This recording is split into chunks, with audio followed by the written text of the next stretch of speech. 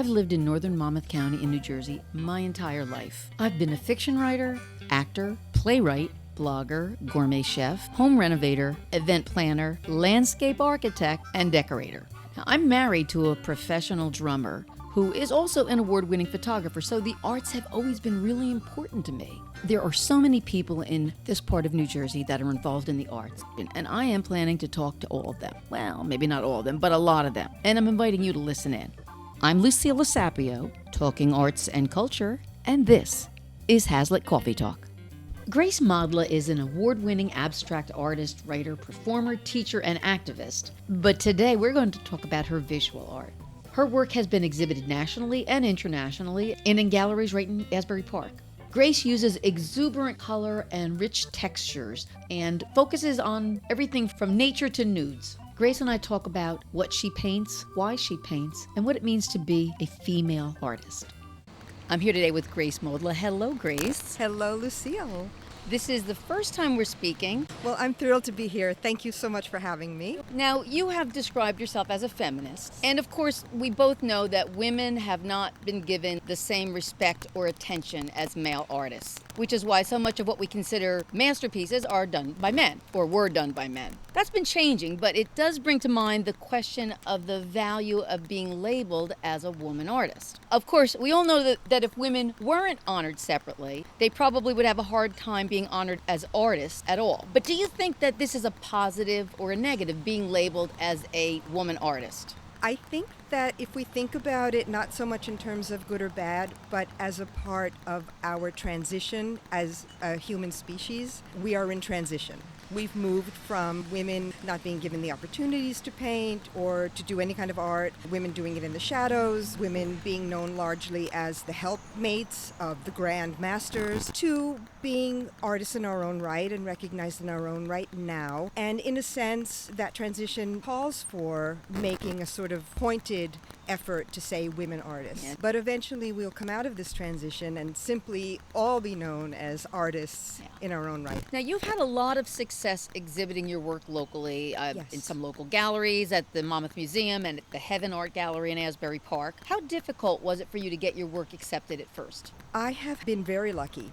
Most of the time that I have put in for a show, I have been accepted. What was difficult for me was making that first attempt. So I hit a milestone birthday. I hit 50 years old. It just hit me that if I didn't try to see whether people beyond my wonderful family and wonderful friends liked my work, this was going to be the time, because it was a regret that I didn't want to have once the curtain came down for good. That was the start, and I got a great big shove by my friend Christina Johnson and entered my first thing. It was the Bayonet Farm Arts and Music Festival, and I got in, and it just kind of wonderfully went on from there. So let me ask you, when did you start to submit your work to remote galleries and exhibitions and competitions? What gave you the impetus to do that? Well, those early successes locally certainly helped. I was doing a lot of nudes at the time, and then there was a California gallery that put out a call. The show was called Nude But Not Rude. I just, on a lark, I just sent my work, and a few weeks later got the acceptance. I was so elated. I couldn't believe it. I go to openings, but I don't really love to stand where my work is standing. I don't like to stand there. There are a couple of reasons. First of all, let the work speak for itself. Second of all, it obligates people to say something nice. And then there are those people who give you a sour look as they walk by, and you don't want to see that. I don't care, but I just don't want to see it. So you said you were doing nudes, but most of the art that I saw that you had online was focusing on nature. Yes. I get a great deal of satisfaction from my garden. Yes. As you Yes. probably know. I've coveted this garden a zillion times as I drive by to go to Home Depot. So I'm curious, what does inspire you when you get ready to paint, especially when you're painting nature? I too am inspired by nature. Colors of nature, the feeling, the change of the seasons really moves me, as well as sort of my internal landscape. It also so often depends on what's happening in the world or what I want to escape from. I always get inspired by the colors. I don't necessarily paint a landscape that you would recognize as a landscape. The colors and the feeling I take in. You're using your imagination, not just simply what you're seeing. Right. Obviously, one of the reasons for art is just the pure satisfaction of looking at it. But beyond that, what do you think is the purpose of art, specifically the art that you do? Are you using it to influence or simply a way to express beauty? Well, I think those two things are contained in each other. I do like the idea of creating what I hope is beautiful and putting it out into the world.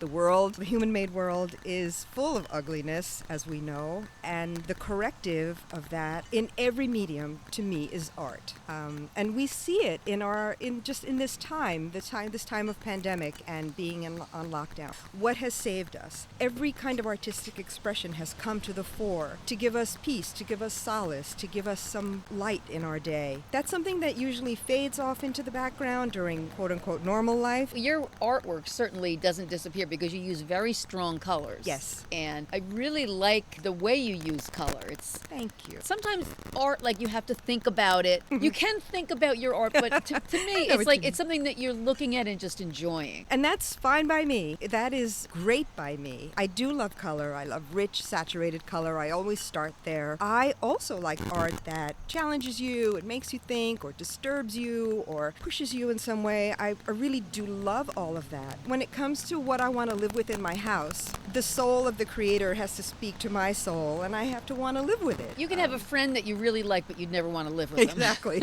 Exactly. They're just too much. Yes, right. yes.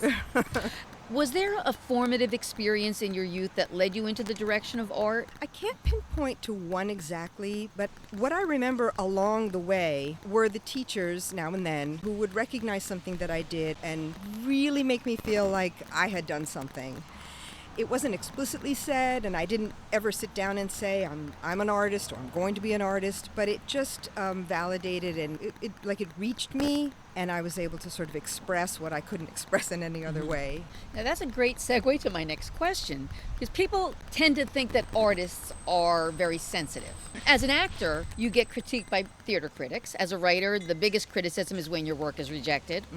What was the most hurtful criticism that you've received, and how did that help you with your art? Oh, that's such a great question. Well, as I said, I've been really fortunate. I've either not been within earshot or of anybody really saying anything negative or disparaging. But one time I remember, again, it was a festival, and there I was. I'm in my booth surrounded by my art, and, a woman walked by and kind of looked around and was taking it in and then said, oh, my grandchild could do this. And I had to laugh because it really is a cliche of artists and abstract art and, things that are not necessarily representational. I just said, oh, what kind of art does your child do? And, your grandchild do? And she didn't really have too much of an answer. I don't know what her whole thing was, but, she eventually just walked off. It was fine. So that was the worst. So here's the point where I want to get to. Georgia O'Keeffe has this great quote. I'm not there yet, but she says, I've settled it for myself so that flattery and criticism go down the same drain and I am free.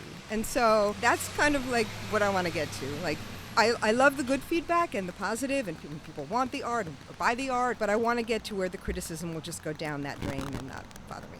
How would you describe your art? Because I know that you call it mixed medium. So what does that mean? That means to me that I'm just sort of open to using whatever tools and whatever is at hand. So acrylic paint, oil sticks, ink, fabric, pieces of found things, various times of my life. I realized the other day, for 5 years, I did these bird paintings, and they were complete mixed media. They were painted, and there was fabric, and there was this and that, and I loved it. And it came in, and there it was in 5 years, and then it just stopped. I had said everything I needed to say about birds, I guess. Yeah, I also love to cook, and I kind of liken it to being the kind of cook who can take this herb and that ingredient and this and that and make a delicious meal.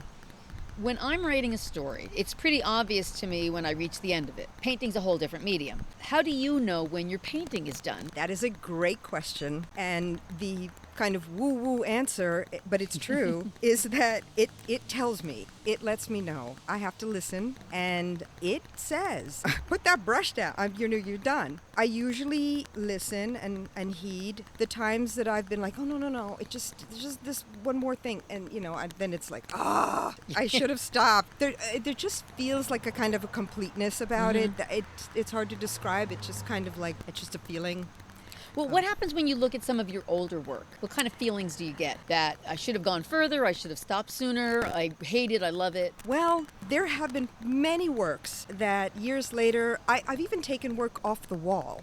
Sometimes it takes a long time for it to talk to you or for you to listen. So there have been times I've taken it off the wall, and if it hasn't been varnished, I will rework it and like it better. There are some times, just like everything we do in the past, where I look at it and go like, oh, but I just figure that was where I was at that moment, and that's okay. I know you sell your art, but what gives you more pleasure? Selling a piece or having a lot of people look at it?